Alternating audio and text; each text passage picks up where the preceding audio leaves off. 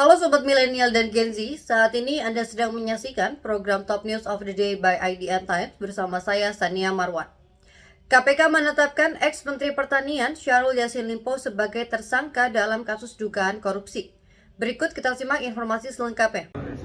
Selamat malam teman-teman semuanya, terima kasih kehadiran pada malam hari ini. Rabu 11 Oktober kemarin, KPK menetapkan ex-Menteri Pertanian Syahrul Yassin Limpo dan dua anak buahnya sebagai tersangka kasus dugaan korupsi di Kementerian Pertanian. Wakil Ketua KPK Johanis Tanak mengatakan politikus Partai Nasdem itu diduga meminta Sekjen Kementan Kasdi Subagiono dan Direktur Alat dan Mesin Pertanian Muhammad Hatta untuk menarik uang dari pejabat eselon 1 dan eselon 2. Ada permohonan mungkin ke masyarakat, Pak? Belum, Pak. Pak, kasih jalan nih, kasih jalan. Perasaan gimana, Pak? Pak, nyaman ya Pak? Ada ancaman dari Pak Syahrul, Pak. Kemarin itu nyaman diperiksa Pak, merasa diancam Pak Mentan nggak, Pak?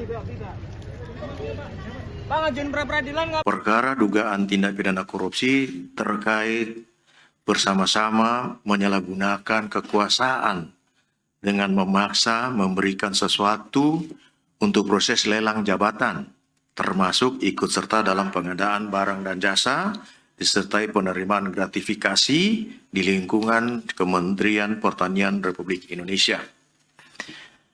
Dengan masuknya laporan masyarakat ke KPK yang dilengkapi dengan informasi dan data yang akurat sehingga dapat dilanjutkan prosesnya pada tahap penyelidikan dan untuk menemukan adanya peristiwa pidana.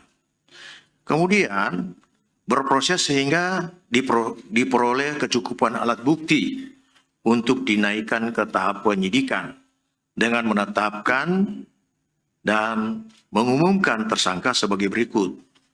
1. SYL, Menteri Pertanian Republik Indonesia, periode 2019-2024. 2. KS, Sekretaris Jenderal Kementerian Pertanian Republik Indonesia. Ketiga adalah MH, Direktur Alat dan Mesin Pertanian, Direktorat Jenderal Prasarana dan Sarana Pertanian Kementerian Pertanian Republik Indonesia. Adapun konstruksi perkara diduga telah terjadi. Pertama, SYL menjabat sebagai Menteri Pertanian RI periode 2019 sampai 2024 di Kementerian Pertanian Republik Indonesia. Selanjutnya dalam periode kepemimpinan SYL ini selaku Menteri Pertanian, KS diangkat dan dilantik selaku Sekretaris Jenderal Kementerian Pertanian, dan MH juga diangkat dan dilantik selaku Direktur Alat dan Mesin pada Direktorat Jenderal Prasarana dan Sarana Pertanian Kementerian Pertanian RI. SYL kemudian membuat kebijakan personal kaitan adanya pungutan maupun setoran, diantaranya dari ASN internal Kementan untuk memenuhi kebutuhan pribadi termasuk keluarga intinya. SYL menginstruksikan dengan menugaskan KS dan MH melakukan penarikan sejumlah uang dari unit eselon 1 dan eselon 2 dalam bentuk penyerahan tunai, transfer rekening bank, hingga pemberian dalam bentuk barang maupun jasa. Sumber uang yang digunakan diantaranya berasal dari realisasi anggaran Kementerian Pertanian yang sudah di-markup, termasuk permintaan uang pada para vendor yang mendapatkan proyek di Kementerian Pertanian.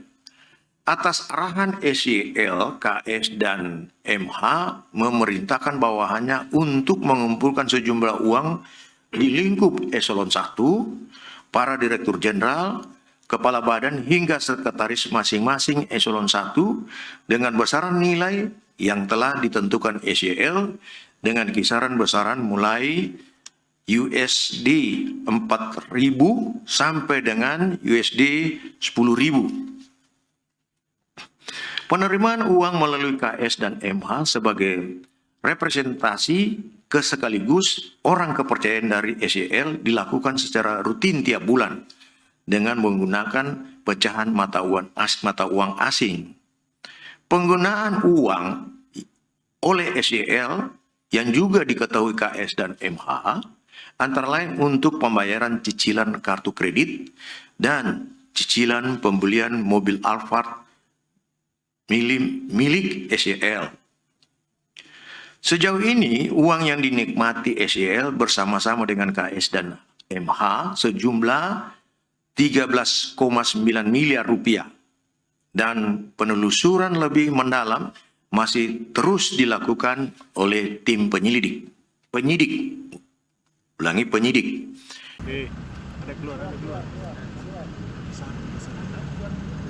Sejauh ini diduga uang yang dinikmati SYL bersama KS dan MH mencapai sekitar 13,9 miliar rupiah.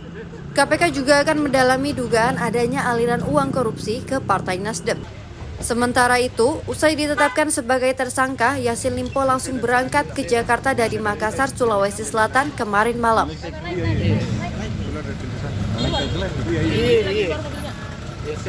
Sedan hitam belakang. Sedan hitam belakang. Pas di samping sini.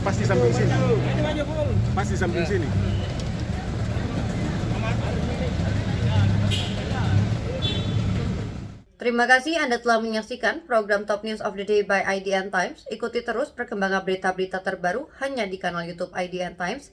Saya Sania Marwan bersama tim yang bertugas mengucapkan terima kasih dan sampai jumpa.